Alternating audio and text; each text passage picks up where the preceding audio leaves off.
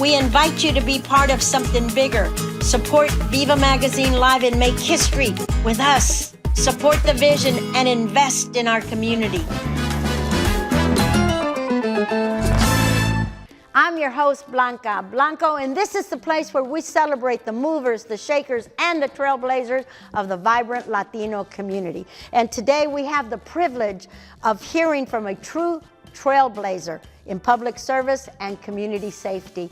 Someone whose dedication continues to inspire and impact lives across the city. So stay with us. There's more ahead. After this break, don't go away.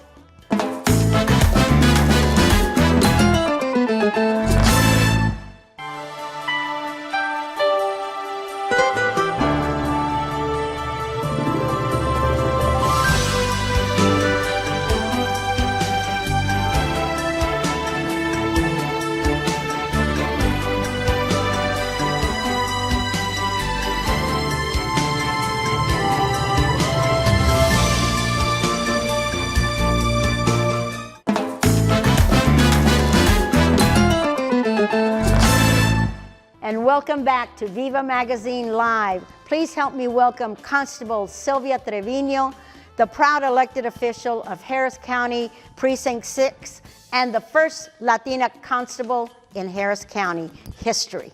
Welcome, Sylvia. Welcome, Constable. Well, thank you, Blanca. Thank you so much for having me on your show today. This is so exciting. I'm truly honored that you asked me to be here. Oh, absolutely. Thank you. Constable Treviño, you are a dedicated law enforcement leader. You champion safety, education, and community unity. And through your outreach and innovative policing, you empower families and build trust one connection at a time. So we're thrilled to have you on our show today to talk about leadership, service, and your inspiring journey. Well, thank you. I'm excited to be here. Yes, thank you so let's get to talking about what inspired you to pursue a career in law enforcement. Now, I know that you were a police officer many years ago. Yes. So what keeps you motivated after these nearly 4 decades of service? Well, you know, my first inspiration to be in law enforcement was my husband, Victor Trevino, Yes. because he was in law enforcement. He was a Houston police officer. Right. And so just seeing how excited he was about being a Houston police officer, I was working for the private sector, Right.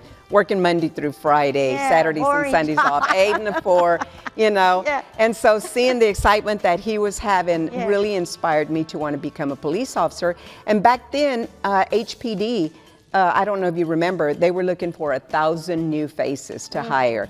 So they were doing a lot of recruiting. Victor was president of the Organization of Spanish-Speaking Officers. Right. And so they were looking especially for Hispanics and Latinas and could speak Black the language, females, right? yes. Yeah. And females in general, actually.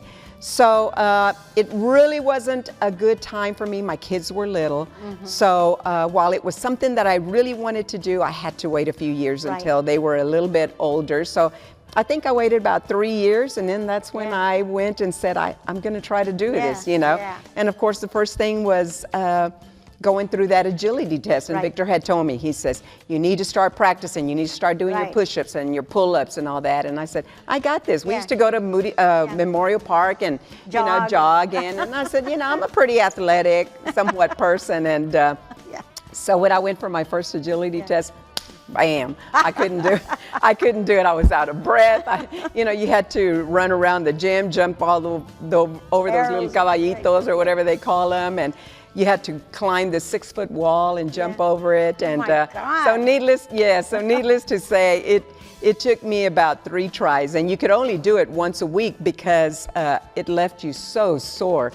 I mean, you couldn't move probably for the next 3 days. So no, finally I jumped that wall, ran the laps, and so I was accepted into the Houston Police Department, and here we are almost 40 years later, you know. 40 years, yes, oh my God. But it's been an exciting career. It's a very rewarding career. I love it. I can't even imagine myself ever having done anything else besides this, you know, before that. I can tell that you like it a lot and you love it. But you asked what keeps me motivated, Yeah. and I think what keeps me motivated is my duty now as a police officer and the support that I get from our community and Right. of course from my staff as well. You know, Sure. they do such an awesome job. And so that's what keeps me going and asking, what can we do next? What can we do better? Right. You know, Well, you keep them motivated too because of your enthusiasm, I'm sure. well, I hope so. I certainly hope so. So yeah, that's what I was going to ask you. You know, how has your background as a lifelong resident of Precinct 6, because you've lived in Precinct 6 all your life, Yes, right? pretty much all my life. Yes. Yes. And so how has that shaped your approach to community policing? Well, I think because I was born and raised in Precinct 6, Yes. you know, I was born right there off of Liberty Road in Ralston. I don't know Yeah. if you know, if you're familiar with that area. But a lot of people call it the Fifth Ward area. So anyway, I was born there, and then we moved on the other side of the freeway, of 59 freeway, which we moved to Collinsworth and Robertson. I know where right that's down at, the street from Moody Park. Right, And I went to just 3 schools. I went to Luskin Elementary, Marshall Middle School, and I graduated from Jeff Davis High School. And when Victor and I got married, we came over here to the East End. You know, my kids went to Cage Elementary and to Navarro, which is Navarro now. Yes. And they all graduated from Stephen F. Austin High School, as did Victor and his siblings. They all graduated from Stephen F. Austin. So I think just being from the community and loving my community and Just being a part of the wanting to community. be, continue to be a part of it and do good for my community. Right, It's right. what just kept me, going. Yeah, for sure. So because you're a constable and you're the first Latina constable in precinct in Harris County, what are the most significant challenges you faced as the first Latina and the first grandma or grandmother constable in Harris County? How have you overcome those challenges? Well, I can tell you that as far as being the first grandma, I mean, you know, you don't look like when a grandma. when I was first going to become a grandma from my son and my daughter-in-law, I was working at HPD at Northeast. I remember I was evening shift, and I told them, I said, oh my God, I'm going to be a grandma. I can't believe it. So they all started calling me Momo since then. I said, I'm going to tell my grandson that he has to call me Tia. I'm too young to be a grandma. He's going to call me Tia. We're going to go down kicking. Yes. But after I saw my grandson, I was like, oh my God, I was so proud and so excited, of course. You know, I said, I'm Momo. I'm your Momo, you know, of course. But, you know, when I was running for constable, it never dawned on me. No one ever told me, hey, if you win, you're going to be the first Latina. No one ever told me that. And I think we were so excited about the campaign and so busy, and, you know, block walking and knocking on doors and going to all these candidate forums and everything that I never really thought about after I won. You know, it was just getting there. And the journey getting there. Yes. There's a lot of work involved getting there. Right? Yes, and I think the biggest challenge was that, you know, we were 5 candidates. There were 4 males and then myself, and I was the underdog. I knew that they were going to come after me, and they did. They did. There was a lot of insults, and you know, when you decide to become a candidate, that's a challenge in itself. It's a sacrifice, not only for the candidate, but for any candidate, you know, but for the whole family as well, because they're all running with you. Yes. You know, you're not alone in it. That's right, yeah. And, but I think through the support that I received from my community, that's what really motivated me to keep going. And, you know, we came out ahead without a runoff. We won with 53%. And, that's awesome. And that was in the primary election. In the general election, I was challenged with 2 more challengers, Republican challengers, and so I won then again, and so here we are, you know. And so those were my, I guess, my biggest challenges is being the underdog and being a, you know, a female let alone a Latina, you know. Yes, but because I'm sure that you encountered then at the all of victory party, everybody was carrying placards that said, "We made herstory." Yeah, so I said, herstory. I said, I made herstory. I That's really right. did. That's So right. yeah, that it was so impactful. Oh my goodness, yeah. it was so exciting. I remember bet it like it was yesterday. Yeah. So let's get down to the department initiatives and achievements that you've done. So what do you consider the most impactful accomplishments that you have done since taking office in 2017? So, you know, I could not tell you just pick one thing out of all of them. We've had so many wonderful accomplishments, starting with, like, you know, you had asked earlier about the body cams, the tasers, the canines, the solo units, the National Night Out, having over 2,000 residents there in a police parking lot, you know. I love the National Night Out. Right? I mean, it was so much fun. I mean, and it was the biggest one I've ever gone to. Yes, and it's awesome. Booths and food and music and everything. Giveaways. And, oh my God, it was. So we had all that, and then, you know, we had a lot of other accomplishments. Our turkey giveaway, our backpack giveaway. We started right from the get-go giving away 500 backpacks, and then we started filling them with school supplies. We had the Blue Santa toy drive, the pictures with Blue Santa, the toy giveaway. I think all of that has. I had to write it all down. Oh, and we hadn't even talked about My Kindness Empowers You, my nonprofit that I started. And with that, we do a scholarship, you know, to several recipients, and only to high school students that are in my precinct. You know. But it's so awesome. It has been really awesome. So we talked about, you mentioned actually the K9 units and the solo units for enforcement, and you mentioned all of that, and that is still going on, correct? Yes, we still have the K9. Our K9s are drug sniffing dogs. They have removed, confiscated several narcotics and weapons off the street. Our solo units, they do traffic enforcement, but because they're in motorcycles, they're able to maneuver in and out of traffic. They're able to patrol the parks and the bicycle and walking trails, enforce the school zones. And you have high water rescue. The high water rescue team. Have that. And you know, I realized the importance of that as soon as I took office, because that was in 2017. What, 7-8 months later, we had Hurricane Harvey. We started identifying all our high water rescues that were already certified, and then they have to be recertified.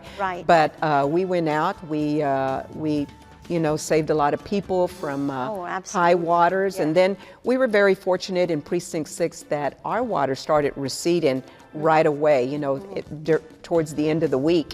And so we went to Precinct 3 and we helped them out. We went all the way to Precinct 1 and helped them out. So we have, you know, yes, there was a huge benefit to our high water rescue team. As a matter of fact, just 2 or 3 weeks ago, we sent another team, about 6 people, and we have 6 people waiting in line that they want to go to the same training. And of course, you always hope that you don't have to use them, you know, but it is a necessity. We have the boats, we have the high water rescue vehicles, the big vehicles, the military vehicles. So we're ready. Training. We're ready. We're ready. Should we need them? Should we? That's right. So let me ask you this question. What led to the creation of the 4th Patrol District? And can you tell me some measurable outcomes that you've seen from that change? So, yes. I think the biggest change was the response times, and that was the reason that we decided to go with a 4th district. When I took office, we only had 3 districts, and I felt that our deputies were so far apart from each other and from the calls that they were responding to. And so making a 4th district was going to put them closer to my community, closer to the residents, and closer to the calls that they were responding to. And that was going to help with the response time and get in there quicker. And then not only that, being visible also, because our community, you know, when people say, you know, I never see y'all in my area, you know. Well, now you are going to see us in your area because we're closer to you now. So, that's good. Yes.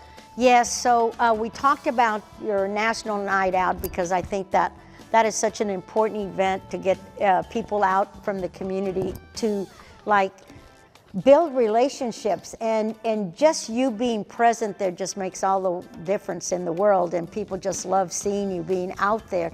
So is that, I mean, I know you're always serious in your job because you have to be, because you're a constable and you were a former police officer, but isn't that a night that you can have fun as well? Oh, absolutely. You know it. You build those community It is awesome, and that's exactly what it is. It is a community building campaign that promotes our community with law enforcement, you know. And that's so much needed nowadays, given the incidents have been happening out there in the communities. Yeah, because some people don't even know their neighbors, let alone the people down the block, you know. That is so So true. that is so important, and I think that's the concept of how it started. And you know, National Night Out is the first Tuesday. It started out, well, nationally it still is, the first Tuesday in August. Right. Texas moved their National Night Out to the first Tuesday in October because they felt that it was too hot in August. But we kept it as the first Tuesday in August because the kids are still home. They haven't gone back to school. And we have the backpacks that we want to give them. They're able to come to our National Night Out, have fun. There's door prizes. We give out bicycles also. And then, of course, all the excitement, the DJ, the music, all so that. much fun. The food, tacos, watermelon, sandia, paletas. Everything. Snow, you name it, snow cones, Yeah. Okay, well, let's hear a word from our sponsors, Houston Community College, and we'll be right back with Constable Sylvia Treviño. Awesome. Don't go away.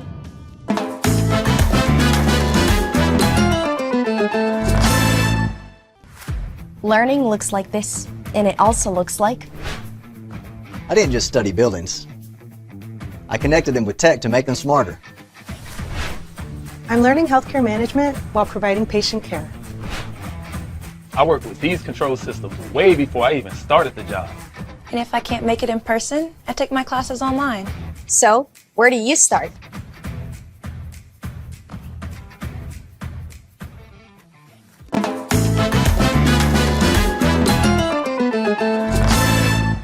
And welcome back to Viva Magazine Live, and we're here with Constable Sylvia Treviño, and she is going to tell us about the Are You OK program that helps support seniors in your precinct. So tell us about that. Walk us through how that helps. Okay. Well, you know, the Are You OK program is another national program.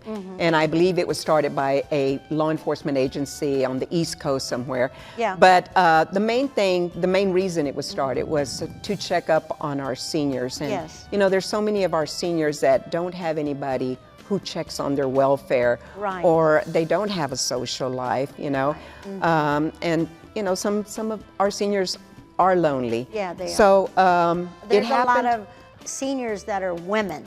Because, and that are women, you're right, absolutely. Because of husbands die before them. I mean, unfortunately, some of the insurance data says that men usually, you know, are the first. Unfortunately, I just hate to know that, but that does happen because I see a lot of older women that are seniors that are by themselves. That is so true.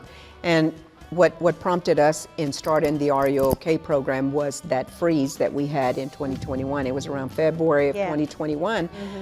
You know, we had been visiting our seniors, going to their birthdays and celebrating with them certain events, and so we wanted to check up on them. So we started calling our seniors directors and asking them, hey, do you have a list of our seniors so that we could call them? Oh, I'm sorry, you know, confidentiality, we cannot release those names and numbers. And I thought, oh, wow. So that hit us real hard. It was so scary. I felt horrible knowing that I could not contact them, and how are they? They're not meeting at the senior centers, you know.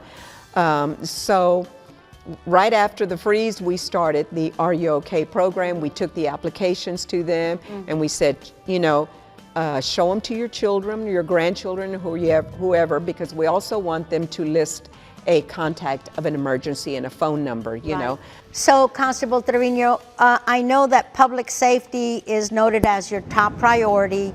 So what are your current strategies for addressing the crime trends in Precinct 6? And how do you collaborate with other law enforcement agencies to tackle issues as gang violence, drug abuse, and traffic safety? Exactly. Yeah. So right now what we're doing is hitting some hotspots. Hotspots change from time to time, as you're aware. They are locations that our community has reached out to us and identified certain criminal activity at those locations. So we have put together a team, and we go and hit those crimes, those hotspots. And sure enough, we get all our information also from social media, from the civic clubs, and from our website. And we've made numerous arrests and recovered narcotics, weapons, and even stolen vehicles doing those hotspots. But as far as collaborating with other agencies, definitely. We have a great partnership, as you know, with the East End Management District, or rather the East District now, East End District now. And they provide the funding for deputies that patrol the areas that they contract with. They even provide an overtime program during the holidays that puts more deputies on the street during and that's when it's needed during the holidays. Exactly, right? And so we also work very closely with the Northside Management District. While we don't have a contract with them, we work very closely with them because they cover the North Side area.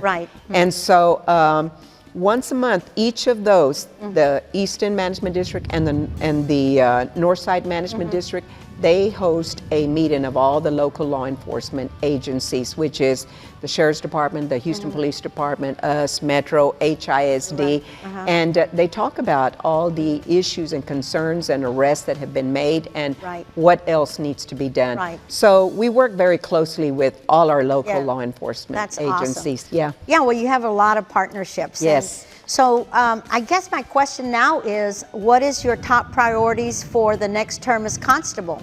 Well, well, you know, or that's in the making. Well, public safety is and always will be my #1 priority. But I think while we have accomplished a lot, I believe that there's always room for improvement. A year ago, in January 2024, we were down 23 deputy positions. Wow. 23 deputy positions. So what do you attribute that to? Well, today we're short only around 7 positions. So we've done a lot of recruiting and a lot of training, but throughout the country there has been a shortage of police officers. So it's not just something that's relevant to Precinct 6. It's the Harris County Sheriff's Department, the Houston Police Department, I would imagine HISD and Metro as well. Well, I would think that it's probably a lot of these incidents that have been attributed out there in the communities outside of Houston. Well, it happens here as well, and maybe some people are reluctant to apply. Because of the dangers involved. And I think we were just going through a phase, you know, after the George Floyd incident. There were a lot of changes, and a lot of people don't like changes, you know, but changes are, you know, most of the time are for the good, you know. For the good. And I know the changes after the George Floyd incident were for the good. And so we lost a lot of police officers, young men and women didn't want to be police officers, you know. I guess they felt there was a lot of liability involved, you know. But I think that phase that we've already passed, and it's starting to come back now. People are starting to apply again. So it's going to take some time to get back to fully staffed law enforcement deputies. But you know, HPD, you already heard, they're getting that, they already did get that huge increase. And so I think our commissioners recognized that if we didn't do the same for our deputies and give them pay parity like the Houston Police Department, we were going to start losing more people. So we're looking forward, our deputies, our sergeants, lieutenants, and captains, because I think it goes all the way to the captain positions. They're looking forward to October the 1st because they're going to get an increase in pay. They're going to like that. Yes, exactly. So that's exciting. That kind of quells the... You know, there's a lot of danger in that position, and you know, sometimes having that really good pay parity among all of the officers makes the job a little better. Exactly. You know? So and the cadet classes are full actually. So we continue to we go to the Houston Community College, the U of H Police Academy, and the Lone Star Police Academy, and we recruit from there. Yeah. Whenever they host a class, they allow us law Right. enforcement agencies to go. Well, and I am recruit. glad you said that, because my next question was is what advice would you give to young men and women, or women and minorities considering a career in law enforcement? I mean, that just kind of... Come work for us. Yes. Come work for Precinct 6. That's right. We'd love to have you. That's the advice you want to give. Exactly. It's an exciting job. isn't it? Exactly. It's Yeah. an exciting career. It's a very rewarding career. You will absolutely love law enforcement. There is so much to do, giving back to your community. But yes, in all truthfulness, the advice is not only to Latinos, Latinas, or it's for anybody who wants to go into law enforcement. But I think I would start by telling them to start making good choices in life. Start doing that at an early age. Stay out of trouble. Do not have a criminal record. Right. Pick your friends wisely, and don't let your friends bring you down. Get your education. Get your college degree. Careers are becoming increasingly competitive. Yes. So you want to be at the top of your game always, and be ready and prepared for that next promotion. Invest in yourself, and never ever give up on your dreams. That's right. That is some very, very good advice, Constable. Now, given all of that, that is a lot, and I think that advice, I mean, these kids should, use it, because it's so important what you just told them. But how do you balance your responsibility as roles as a wife, mother, and a grandmother, and as a role model to the community? How do you balance all of that? It wasn't easy, I'll tell you. It's not an easy task, and it takes a lot of effort, and it takes a lot of discipline, but it takes a lot of support also from your family or your friends, or whoever your support group is. Right. Of course, in my position, it was my husband. Yes. But I didn't become a police officer as soon as I wanted to become a police officer. Like I told you earlier, I waited. And I felt that nobody told me to wait. My husband didn't tell me to wait, but I felt that my kids were still little, and I wanted to be home with them. But I made that decision. So you made the right choice. Yes, That's what you mean by making right choices. I feel that I did, and I think that my point is that everyone has to do what works best for them. Whatever you choose, do your best in loving and caring for your family, but also do your best in loving your job and doing it well. That's right. Give each of them the attention that they deserve. That's right. Yeah. And it'll all happen for you. Yeah, it will. And you got to believe in yourself as well. Yes, exactly. So one last question, Constable, before we close the show out. What legacy do you hope to leave for Precinct 6 and Harris County law enforcement? So I want Precinct 6 to be a model police department. Through my leadership as constable, we have been able to bring our community and law enforcement together and working together as well. But the most important thing is to make in our community a safer community, a community where our businesses can come in and thrive, where families can come in and raise their families and their children, and our kids can play outside, and our children can go to school and get an education in a safe environment. I want to leave a department that is committed to public safety and public service as well. I want my community, I want to leave my community with a leadership and a police department that they can be proud of. And I think they are right now as we speak. Thank you, Blanca. Thank you. So we've come to the end of our show, Constable Treviño, and thank you so much for your unwavering commitment to public safety and for being a strong voice in the community. Your leadership, passion, and service are truly commendable. It's been an honor having you on VIVA Magazine Live today. And we wish you continued success as you lead with integrity and purpose. Constable, and thank you again for being on VIVA Magazine Live. Oh my goodness, and thank you, Blanca and VIVA Magazine Live, for having me. It's truly been an honor. Thank you so much. Thank you. And thank you, Houston, for watching VIVA Magazine Live. Hasta luego, Houston.